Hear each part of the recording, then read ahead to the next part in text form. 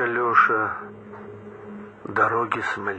know, I believe that the Russia we fight for is not the dull town where I lived at a loss, but those country tracks that our ancestors followed, the graves where they lie with the old Russian cross. I feel that for me it was countryside Russia that first made me feel I must truly belong, to the tedious miles between village and village, the tears of the widow, the women's sad song. By old Russian practice, mere fire and destruction are all we abandon behind us in war. We see alongside us the deaths of our comrades. By old Russian practice, the breast to the fore. Alyosha, till now we've been spared by the bullets. But when, for the third time, my life seemed to end, I yet still felt proud of the dearest of countries, the great bitter land I was born to defend.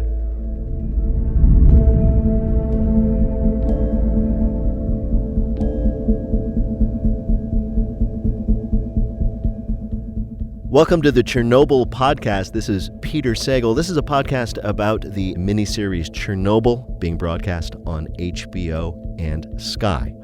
Today we are talking about episode 2 titled Please Remain Calm. We are here again with the show's creator, producer, and writer, Craig Mazin. Good to be back. It's always a pleasure to see you here, far, far away from the events you wrote about.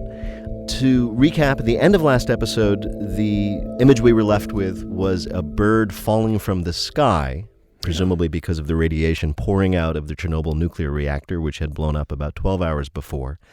And quite importantly, that bird falls out of the sky and no one notices. Yeah. Because as of the end of episode 1, no one really knows, because of secrecy and denial, how bad things actually are.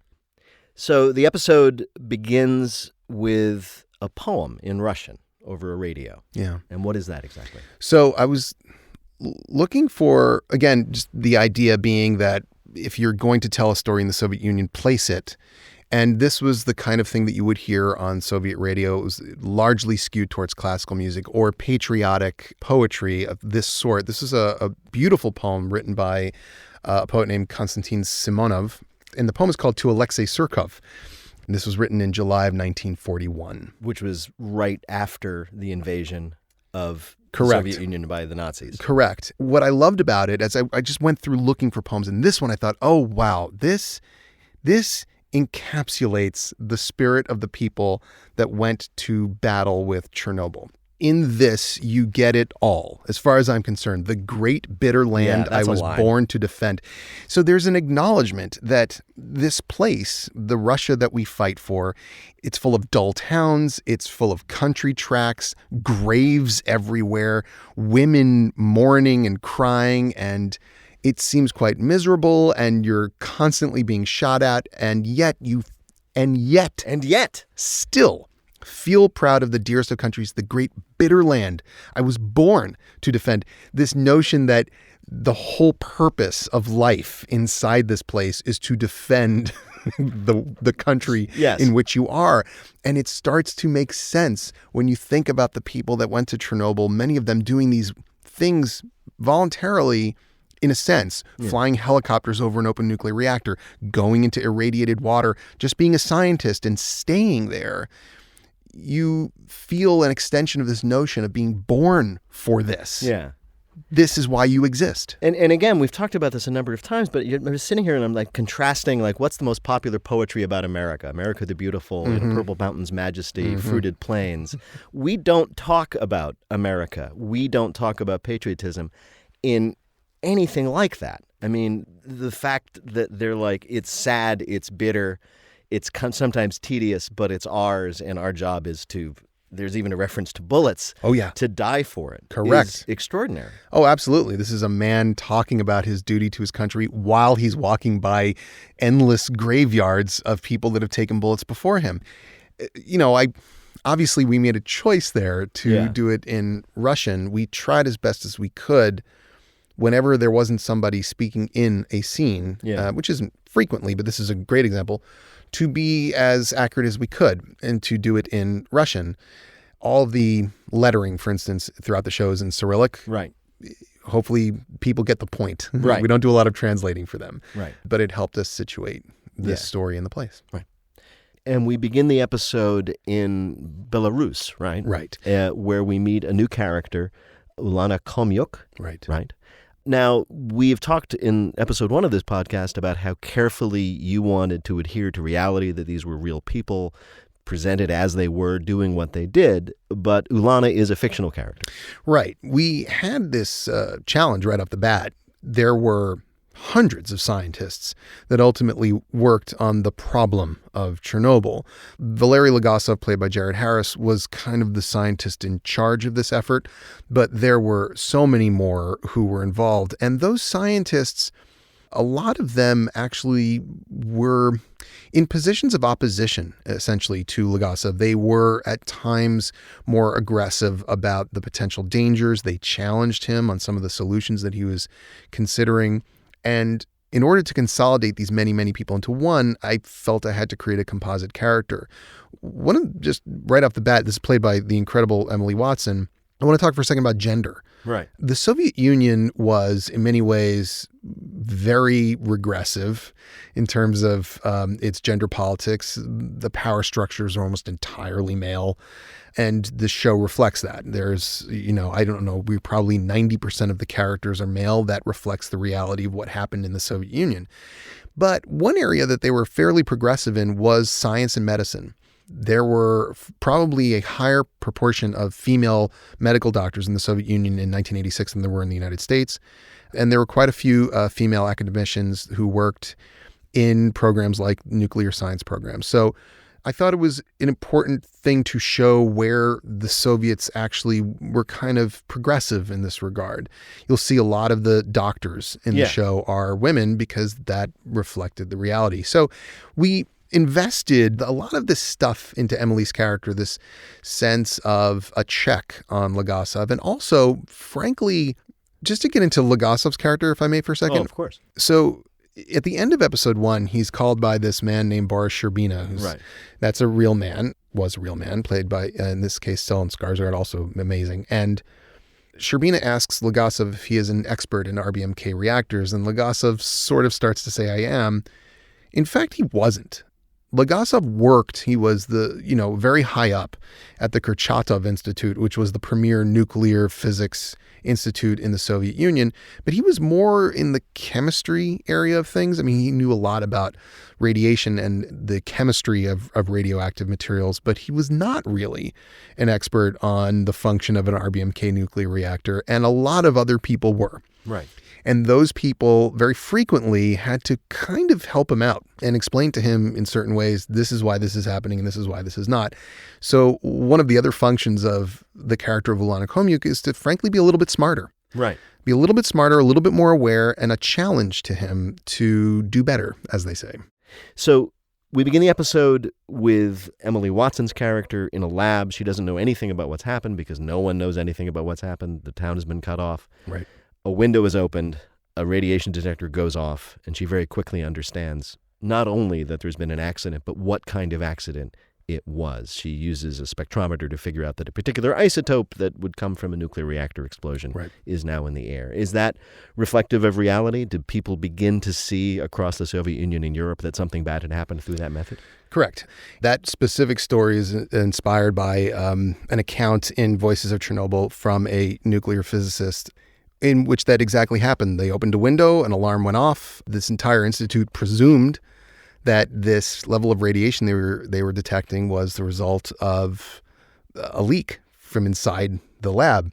They figured out fairly quickly that it was coming from outside. And they did call Chernobyl, and no one answered the phone. I think this was basically when they started to realize something terrible had happened. And when they started to call, people would say things like, nope, no problem. Stop asking questions. You don't want to ask that question. It was a sort of that deal. But while this was happening fairly quickly inside of the Soviet Union, the cloud was moving its way across Europe and eventually would arrive in Sweden, where this, I wish we had time to shoot. I would have loved to have shot the scene, but it's the scene where, and this is what happened, a worker at a Swedish power plant basically sets off an alarm. And he sets off an alarm because his shoe has picked up a piece of dirt that has a piece of fallout from Chernobyl. Right. But in the episode, we now are in Pripyat again, in the hospital. Yeah. People are now finally coming to the hospital with terrible radiation burns. We see an old doctor trying to use milk. That's accurate. Yeah. That's accurate. There was a limited understanding, at least among the older doctors who were not trained at all in this kind of thing, as to what this even was. And there was a frightening prevalence of what I would just call kind of folk medicine going on there. And of course, one of the other doctors realizes pretty quickly, and this is again inspired by true events, that these are not normal fire burns. Which, by the way, milk is not acceptable for those either. Yeah, okay. Important note for those at home. Correct. But once they realize that these are nuclear burns, they did remove all the clothes from the firefighters, and they did bring them down to the basement, and those clothes are there today. Right. It's still radioactive. Correct. Yeah. We'll get into what happened to those men and some women, I guess, with the doctors themselves. So the doctors themselves receive radiation burns just from dealing with the patients. Yeah. This is something I found myself thinking a lot about. One of the bizarre, it seems almost unbelievable natures of radioactivity is if you become irradiated by being exposed to something like Chernobyl, then you are just as dangerous, or at least dangerous, in exactly the same way, whatever you were exposed to. It seems to like have an endless sort of contagion. Coming back to our horror movie thing. If you've touched it, then you're contagious. If I touch you, I can get burned, and so on and so forth. Yes, depending on the circumstances. These particles we're talking about are atomic, they're subatomic, these neutrons. And when you have these particles on you and in you, just from breathing, if I breathe these things in from smoke, they're in my body. They are now radiating inside of me outwards. Right. There's a terrible story. I mean, it's a shocking story from the night of that we contemplated shooting and just couldn't fit it in, where a guy named Gorbachenko, who's the dosimetrist in episode 1, who says, "Are they bombing?" Which, by the way, a lot of people in the plant thought that was what was going on. He rescues another guy, tries to rescue another guy who doesn't make it. And in the account, he had been carrying this guy, and the guy's hand had been loosely resting on Gorbachenko's back. And when he finally puts the guy down, he feels a burn on his back, and he lifts his shirt, and there's a burn in the shape of a palm print on his back because that man's hand was that radiated, and it burned him in the shape of a handprint. It's just startling and terrifying. Yeah. And we'll get to more of that later and what happens to those men, which we will talk about. But let's talk about what is one of the key scenes, if not the key scene, where we start what we might think of as a more traditional story. We meet our hero, Legasov, and his counterpart, Sherbina.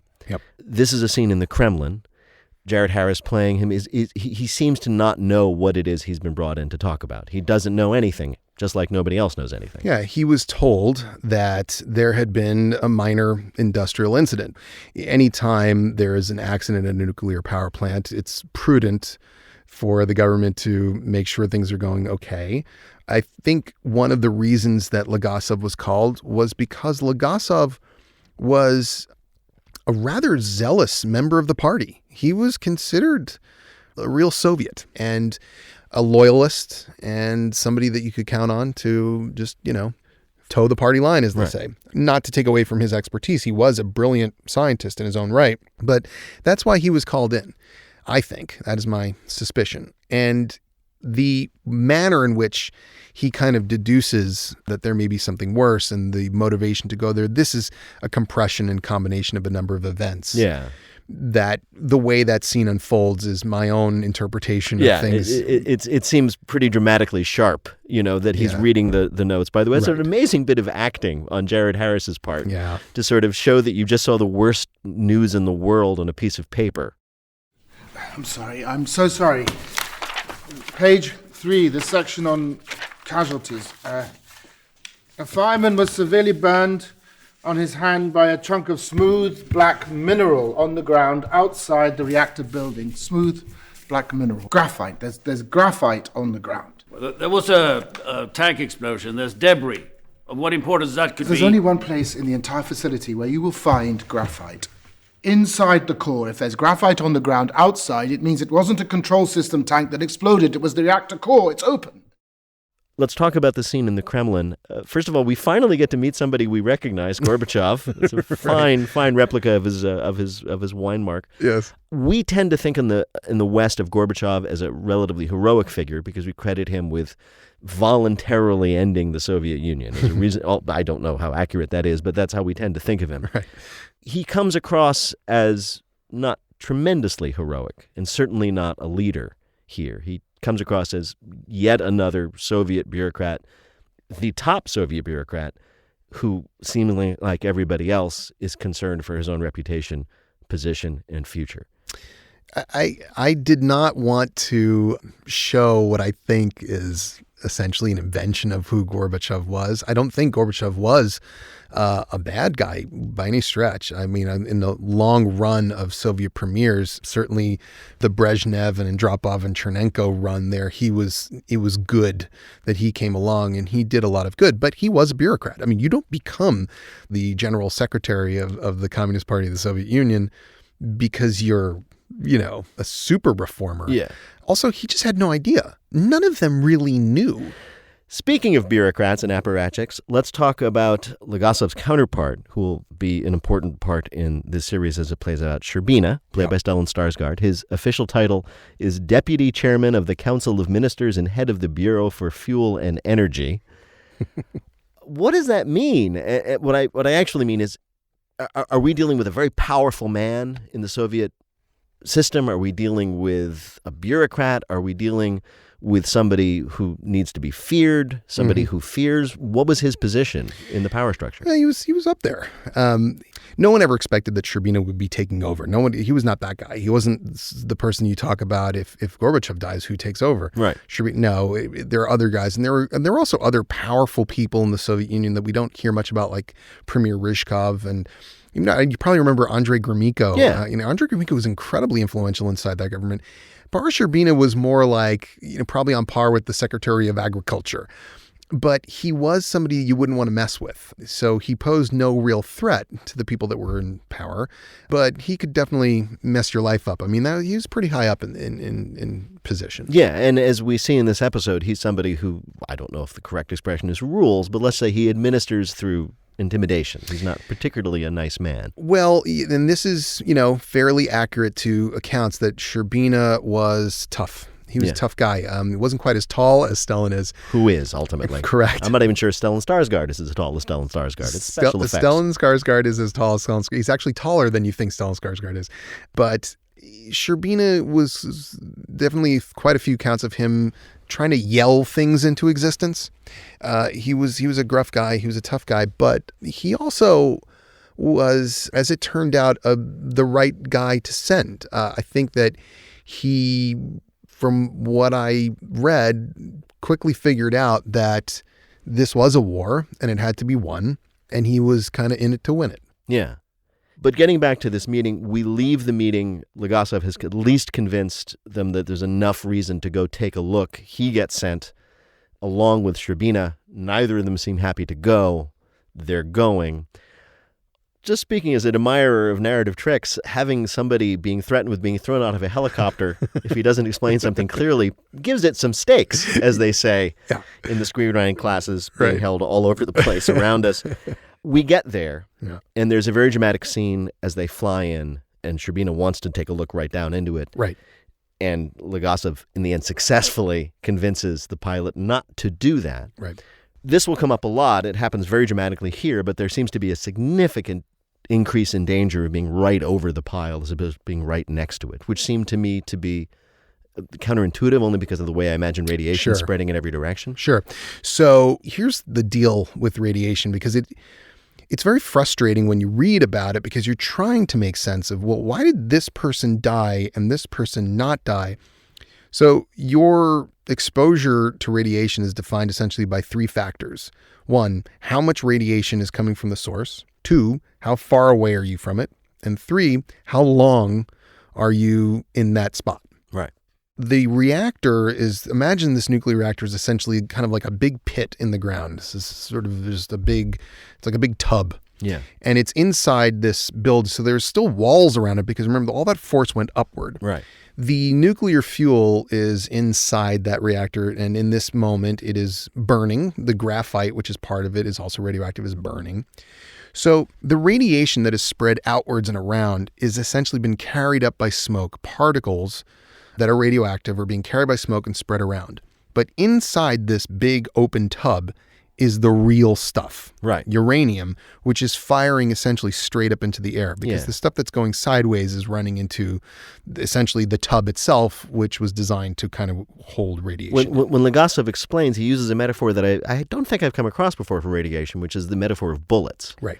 The idea is, one way to think of it is these are physical particles that will tear through flesh, that will tear through anything and cause extraordinary, if microscopic, damage. That's exactly what they are. They are very, very, very tiny, tiny, tiny bullets. So there's also the continuing story of Emily Watson's character, Ulana Khomyuk.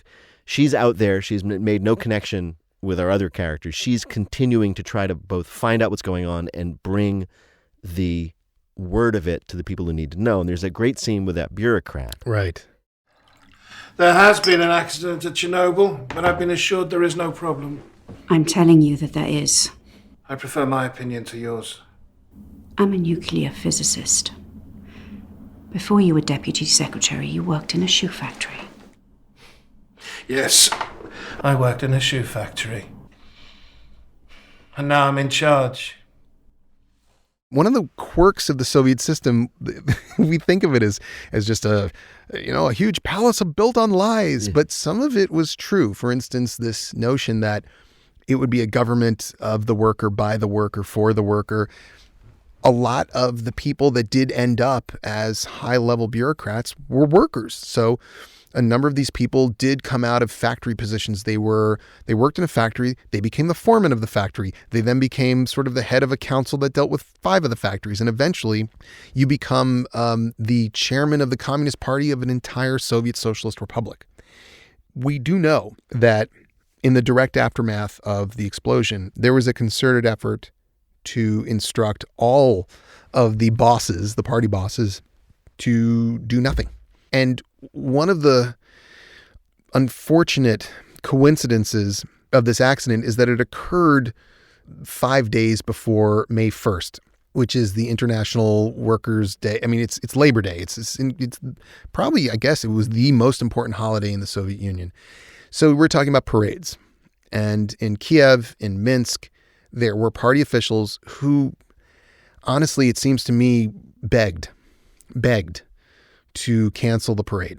Right. And they were told, not only will you not cancel the parade, but you'll be walking in it too. Right. And they did. And there was a scene in the original script in which that bureaucrat gets up and walks out and marches in the parade, even though he knows. He knows, and he tries. He tries. And I think that's what I wanted. Unfortunately, we just had some things we lost for time. But I did want to show, and I'm glad I get a chance to talk about it here, that a lot of these people would, when they were told to do something, they would do it convincingly. Right. But they weren't monsters. They would then try to work behind the scenes in some sort of diplomatic, bureaucratic way to do what was correct. In this case, and this is where, I look at somebody like Gorbachev and I think, you knew this was going on. They were told to get out on the streets. And we have photos of, the May Day parade in Kiev, 1986. And when you look at these photos, every single one of those people is in danger. Right.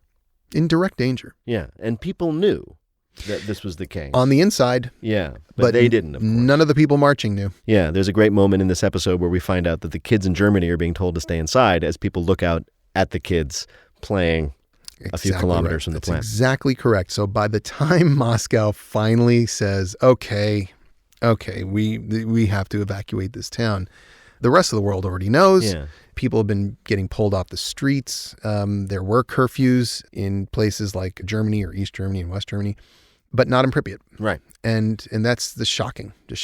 So as it turns out, one cast member actually lived through this. Stellan Skarsgård grew up in Sweden, which, as we had talked about, was the first country outside the Soviet Union to have an inkling of what was going on.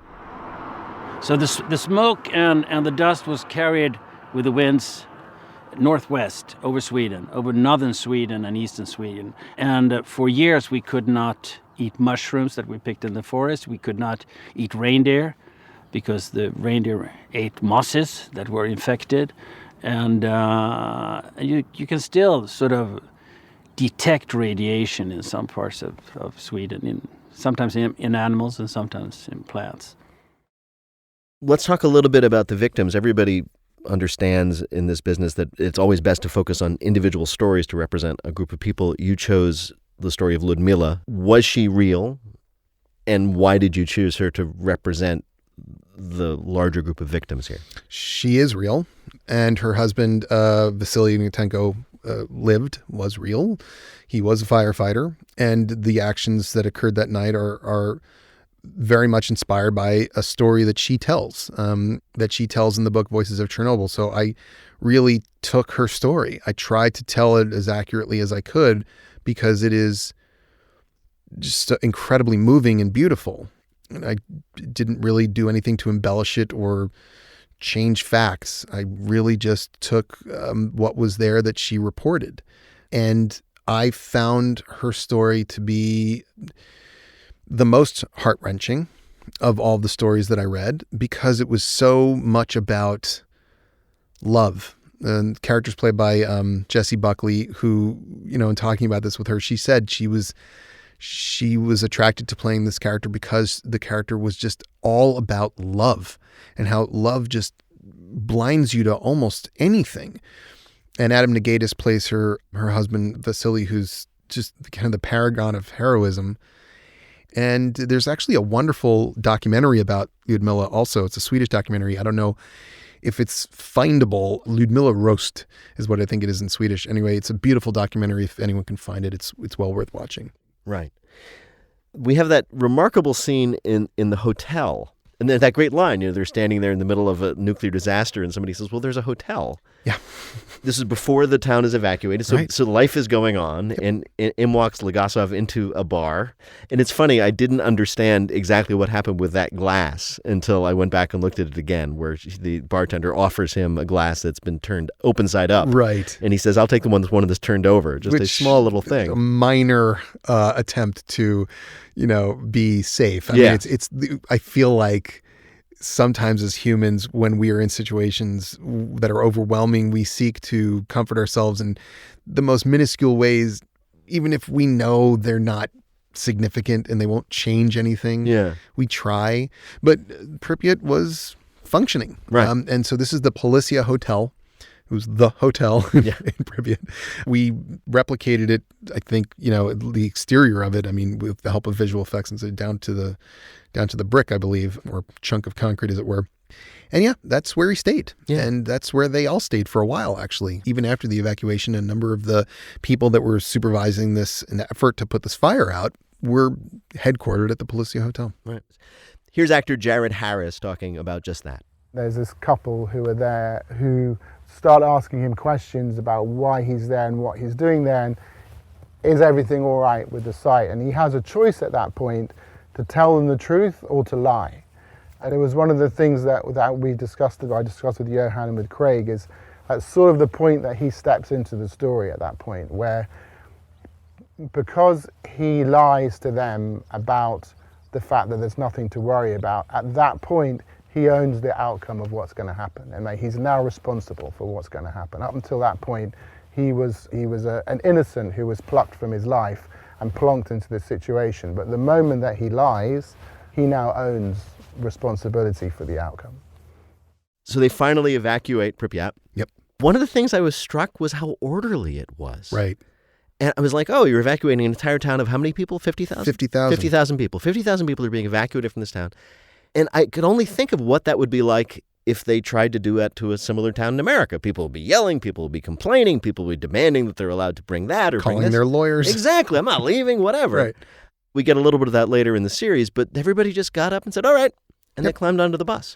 Very Soviet. So the buses were Kiev municipal buses. They expected that they were going to have to evacuate this town as they were monitoring the radiation coming from the plant, and as they were dropping the sand and the boron and the lead, it started to get a little better. Then it started to get much worse, and they said, okay, it's time. So they were prepared. They had 1,000, I think it was 1,000 Kiev buses, which is probably all of the buses in Kiev, waiting at night, just waiting. And then they eventually get the signal the next day, it's on. Right. And a caravan of 1,000 buses makes its way to Pripyat. And the citizenry, by all accounts except one, so I went with all accounts, Yeah. was incredibly orderly. Again, reflective of the society in which they lived and grew up. The police said, "You're coming with us. You're getting on the bus. You can take one suitcase, no pets. You'll be back in a few days. Get on the bus." And everybody said, "Okay." And I'll wait in the line and get on the bus. Right. With very little protests. I mean, normally you'd look at that and think, like, oh my God, they're leading lambs to a slaughter, but really they're leading the lambs away from the slaughter. But they're doing this on a scale that, like you say, is unimaginable in the West. I mean, they went to the hospital and said, "Everybody out, including all the sick people." Right. And they said, "Okay." And they got on the buses and they drove away. And they never, ever, ever came back. Right. And what do we know about those people and where they ended up? Were they all just dispersed to the Soviet Union? They ended up in Kiev? No. So initially, a lot of them did end up in Kiev. I mean, they were held in a bunch of places. In fact, somebody told me that there was a resort that was someplace people would go in the winter to get away from the cold. And this was, in the spring, summer. And so it was somewhat empty at this point. So they sent a lot of them to this resort, which in and of itself is just mind-boggling that they've been evacuated from their radiated town, and now they're kind of like in some sort of spa resort briefly. But eventually what the Soviets do is they just build another city called Slavutich, which is just outside of the zone. And it's kind of like, here's another Pripyat. Everybody go live there. And a lot of people did in fact go and work in Slavutich. And to this day, a lot of the people that still work at the power plant monitoring the electrical switches, because it's still part of the grid, live in Slavutich. And what's more Soviet than that? We'll just, we'll do it again. Do over. Yeah, we'll just do it again. Yep. Nobody will say anything. Exactly. People will just go. Yeah. I mean, there's so many things that happen in this series that I've never seen depicted on film before because they're so crazy, even though they were real. Yep. So many of the things that happened in episode 1. In episode 2, we're coming up on the climactic incident, which seems so much like a movie, I almost don't believe it. Right. And this is, of course, the sluice gates. Yeah. So let's back up a little bit. Khomyuk comes to Chernobyl, to Pripyat, and with this news, she has figured out that what he's doing, she's found out through her rather coded conversation what Legasov is doing with the boron in the sand. She figures it out, and as she explains when she finally arrives, you're making a mistake. You think that the water underneath the reactor is gone, but I have figured out that it's not gone. Let's stop right there. Yeah. Is that based on truth? Is that based on a miscalculation and then a better calculation? Essentially. Legasov's plan was to drop sand and boron and then start mixing it with lead. And there were actually a couple scientists who made the argument that the most effective thing to do would actually be to just let it burn out. We should stop, and maybe for my own edification, Yeah. when we talk about the thing being on fire, there's really two different kinds of fire. There's one like almost a traditional fire. The graphite's burning, smoke, particles, flames. That's Right. one fire Yes. that's going on and they need to put out because that's spreading radiation in the form of a cloud and smoke. Right. But then there's the nuclear reaction, which is now uncontrolled. Yes. The control rods are gone. It's blown up. So you have all this uranium that's it's just basically a burning nuclear pile. Yes. Uncontrolled fission. That's a Yeah. separate problem. And it seems as if Legasov understands that if he puts out the fire with the boron, the other one's still going to go on. It's going to get hotter and hotter and hotter. And then we have the classic meltdown where it sinks into the earth. The fuel, he is aware, will probably melt down, but they have time. Right. Because underneath the reactor are essentially layers. There's a shield and then there's a big concrete pad, and this is designed specifically to slow down a meltdown, and so they'll have time to get underneath it and deal with it.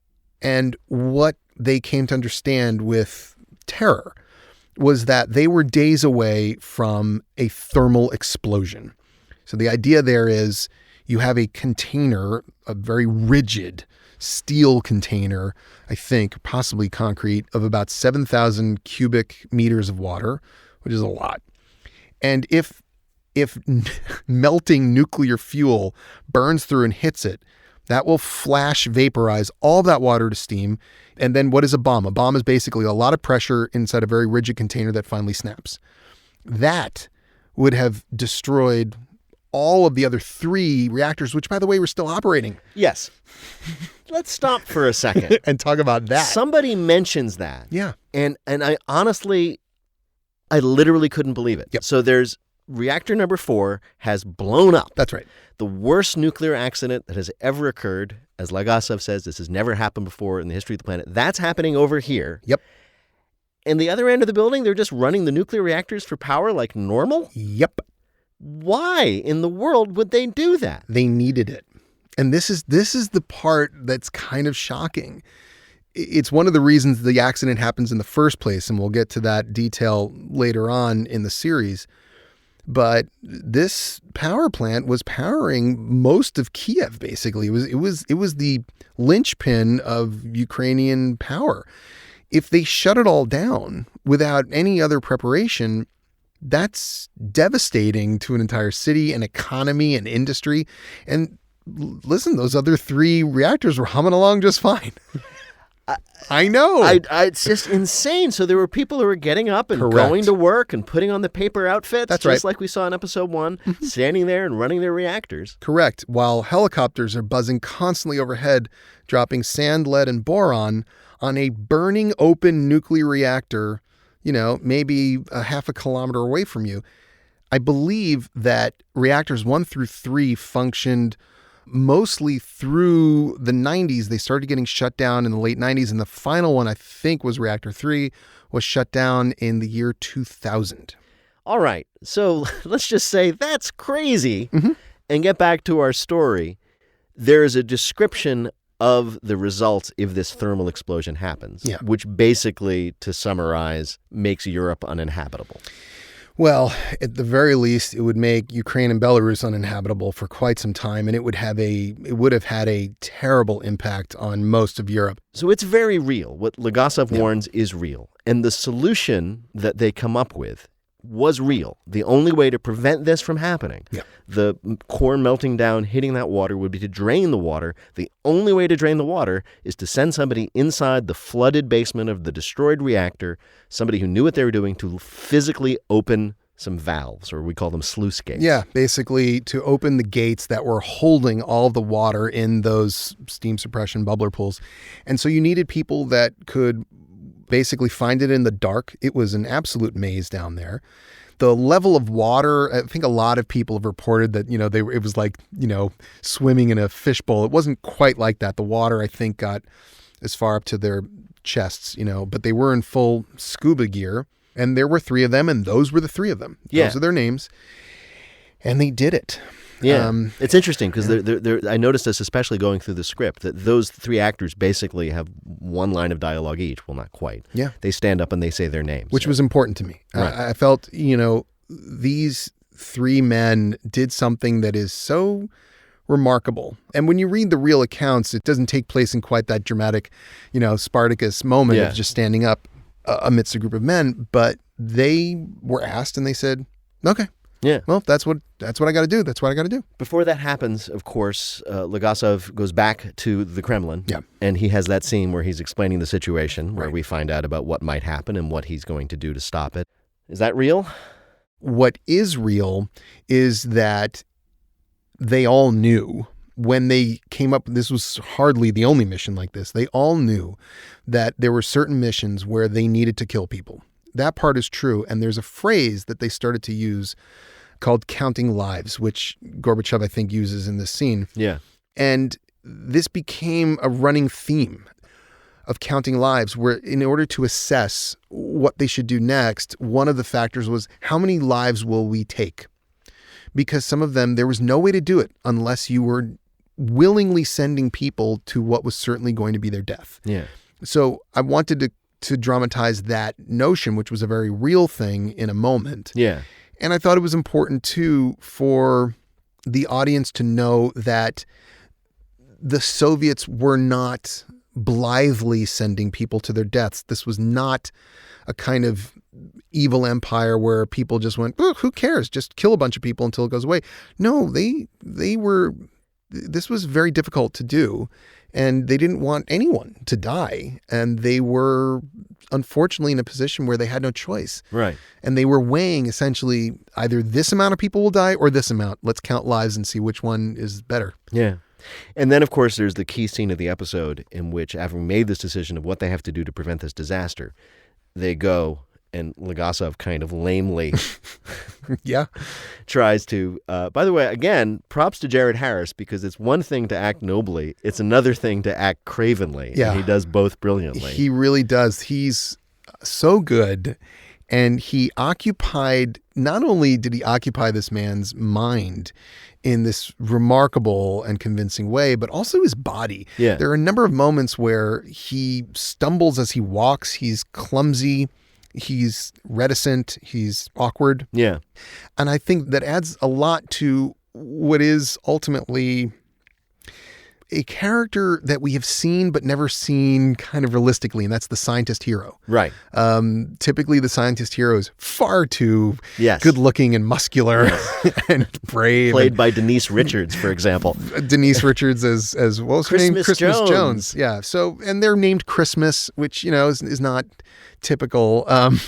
But, for me and for Johan, when we were casting, and this is not, these are all beautiful people. All actors have remarkable facial symmetry. Yeah. But it was important that we never felt like we were glitzing this up in any way. Yeah. That we wanted to keep it Soviet and real. All ordinary people. And they would offer people these, as you say, lame incentives. 400 rubles, I think, plus a medal, maybe? 400 rubles, you get promotion. Yeah. There's an implication that if something should happen to you, your family would get taken care of in some way. Yeah. Sometimes. Yeah. But mostly it's nothing. Yeah. Really what they're saying is, would anybody like to die for their country? Which is essentially what Sherbina says. Yep. We're the people who do this. We do what must be done. Yeah. And that's convincing. Did you have to, as you worked on this, put aside, because I kept coming back to the difference between this very real story and the fictional stories that we've been fed about disasters, about heroes. Did you find yourself in the writing process going through that sort of evolution? Like, this is how it happened in the movies, but I can't do that because this is real, and putting that aside and moving to what your best estimate is of what really happened? Yeah. There were times when I would think like, well, this feels like a action movie cliche, but it happened. I can't not say what happened. That's the point. I have to say it. So let me at least try and not, gild the lily. Right. But yeah, in general, for me, and then for Johan when he was shooting, we always were shy about anything that felt cliche or conventional. We always wanted to kind of go in the other direction. If something would seem like it would be really big, we wanted to make it really small. Yeah. And one of the things I noted about the production, and we're talking about Johan Rank, the director, I noticed so many times where, for example, there is no stirring music. Right. There is no tension music. Right. There's no fanfares. The music score is almost like a heartbeat, almost like a background sound that indicates tension and terrible danger. It's almost like you can hear the radiation, but no more. Yeah. And there is a remarkable focus through the lighting on just the gritty realism of it. I don't think there's a single, technically beautiful shot, except maybe the one of the light going up in the air in the very first episode, in the whole thing. It's all very gritty and real and Soviet and Soviet. Yes. By design. We really wanted to, again, put you in that world. And also, I think when you're dealing with something this inherently dramatic, there's only danger in adding your own drama on top of it, because you're just diminishing the truth, which is shocking in and of itself. Right. It's one of the reasons I'm glad you mentioned our scores, composed by Hildur Gudnadottir. I'm not pronouncing that exactly the right Icelandic way because literally it's the hardest language on the planet. Yes.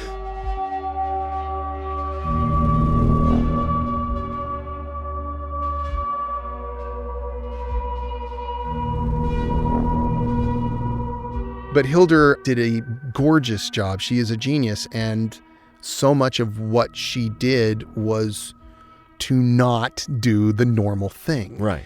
because when you go dum dum dum dum dum dum dum dum, you're telling people feel things, and we really just wanted you to feel them honestly. And then the score was there to kind of just be with you, not lead you.